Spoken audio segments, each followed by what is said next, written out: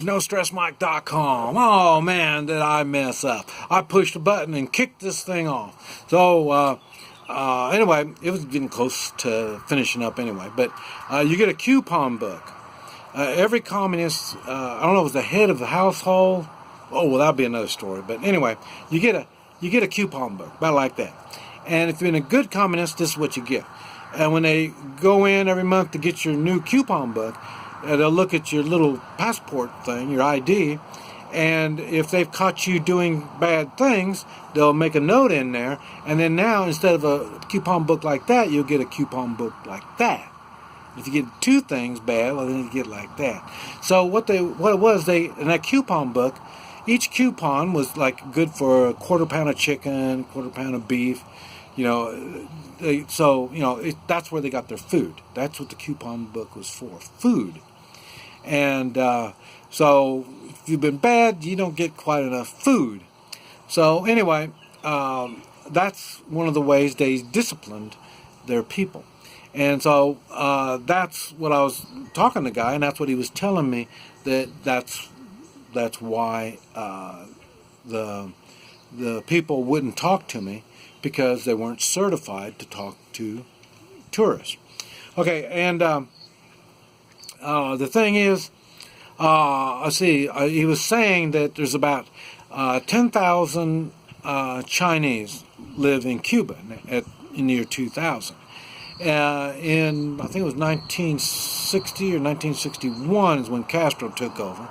And at that time, there was over 100,000 Chinese. And the Chinese fled. They left Cuba as fast as they could. And so that's why there's not that many now. And you'd think that they'd be repopulating through the time, and they haven't been repopulating. That's why there wasn't many Chinese in Cuba. Now, another thing was, trying to think what all I asked him. I asked him tons of questions. I'll probably have to get back to you. I can't remember any. But anyway, so I ended up, I was running around Havana about 3 days. Yeah, probably about 3 days. And I do Hoi Chi. And that's what I wanted to see, because at that time, Cuba was known that they send doctors all over the world. And so they were supposed to be known for their good medical skills. And see, in Guatemala, they had Cuban doctors, and through Central America, they got Cuban doctors. What they would do is send doctors in and send other people in, and the next thing you know, they would try to start a revolution. They're communists. So their idea was they have to cause unrest. That's how communists take over a country. They cause riots. They cause a lot of problems. And then when things get really out of hand, then they take over the government. That's how communists do their thing. They did it in China, 1949. That's how the Communist Party took over China. And Venezuela. Remember all the rioting and all that stuff? They did the same thing there. So that's Russia was the same thing. And satellite countries from Russia before the Iron Curtain. All these countries would do the same thing, get it all stirred up, and then Russian communists would move in. And that's how they become part of the Soviet Union. Okay, now, so like I say, they have supposed to be good on medical. So I thought, okay, my back hurts. Let me go in there and see about getting my back fixed. See what they do for that. And so I go down there, and then, man, at the hospital, there's tons of people outside waiting. And so I tried to go inside there, and there were really a lot of people inside.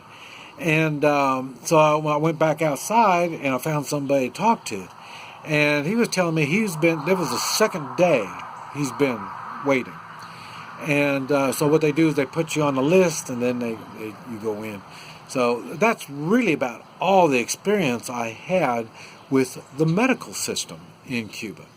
Now, he told me that I could go to a private hospital. And the private hospital, he says, that's where most of the foreigners go to. They go to the rich, the better, the upper class communists. They don't use the same hospital like everybody else. Hey, that's almost like the United States, isn't it? The politicians, they got their own doctors and medical care. They don't even use what we use. But anyway, so I went to the private hospital, and then I went in there, and it was dirt cheap to get something done, but they wanted to push medicine on me. I don't do medicine. I say Hoi Chi. I do natural healing, and I want to. Natural healing goes for the cause. It doesn't work on the symptoms. You take care of the cause, and symptoms go away. So I thought, okay, I'm not going to do. So I didn't do it, and I rented a car. And then I thought, okay, let me go take off. Let me go see what Cuba is all about. And so I went to one part of Cuba. I wish I could say which north, south, east, west. I wish I could tell you all that. But, I'm from Oklahoma, and the roads go north, south, east, and west. It's pretty easy to tell which way is north and south and all that stuff. On an island that's not running north and south, it gets a little difficult. Anyway, the end where Havana is, I went. It's not clear at the end, but on that side, I went to another side of saying close to Havana, and there's caves. They got caves, and they got water running in these caves, and I went in there, and that was all pretty, and that was tourist stuff. And but it was real nice. And then after that, I'm not a tourist kind of guy, so I took off, and they got one main highway that goes right down the center of Cuba. Cuba is long and skinny, and so I'm going right down the middle of Cuba. And so it's a really nice divided highway. And so I'm going down there, and I'm driving on, and it's a really nice road. And you look in the distance there, you can see a village over there with huts and straw huts and stuff like that. I mean, it was really kind of cool. Matter of fact, it was so cool, I thought, I want to go look at it. I want to go talk to some of the people. So I went over there, and what it is, it's the road goes down the center of the country. And then on one side, it's kind of hills, kind of hilly stuff. And on the other side, it's kind of hilly stuff. Not mountain, but kind of hilly. And so this is kind of like a valley going in the middle of it. So when I got over there, I found out there wasn't no people. It was just a quaint little village that you could see from the highway. And so it was kind of weird. And now, remember talking about that coupon book? They don't even have grocery stores. They didn't have any kind of store now, if I think about it. Oh, ice cream. And I never did get any ice cream. And, but anyway, I heard they had ice cream place. And I heard the ice creams were supposed to be good, but I missed out on them.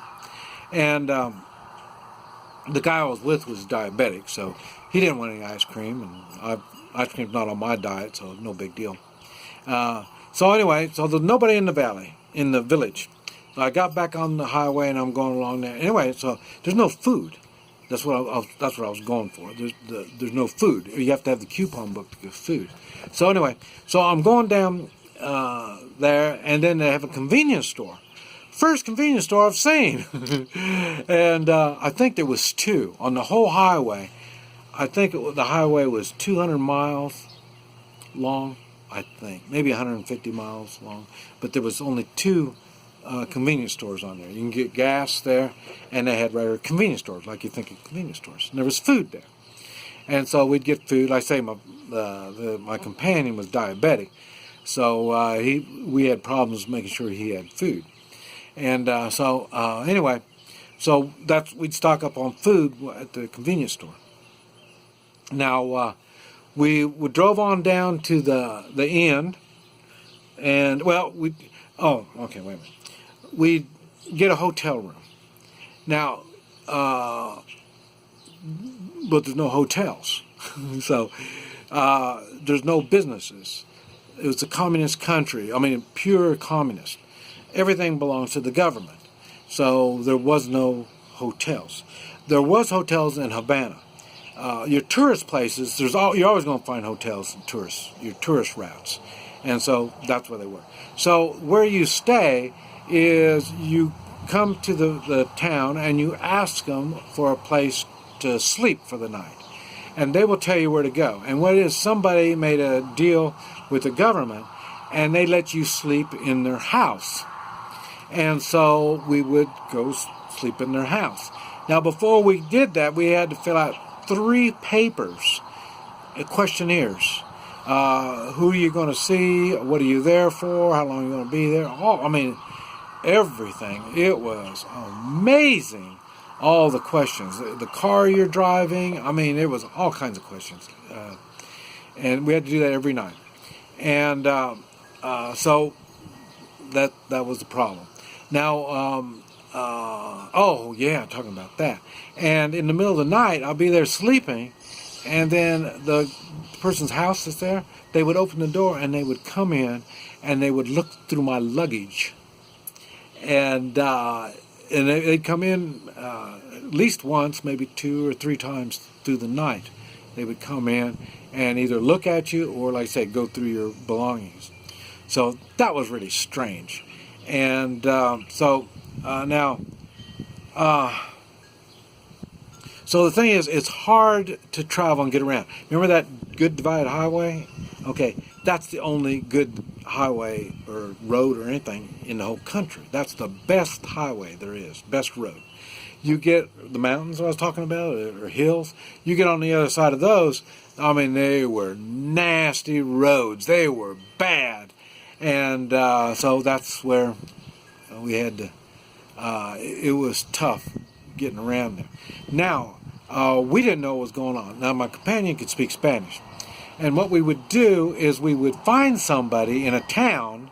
When we come to a town, we'd find somebody, and normally it's women. We would get a woman, and she would show us around town, where the hotels, places to eat, and this type of stuff.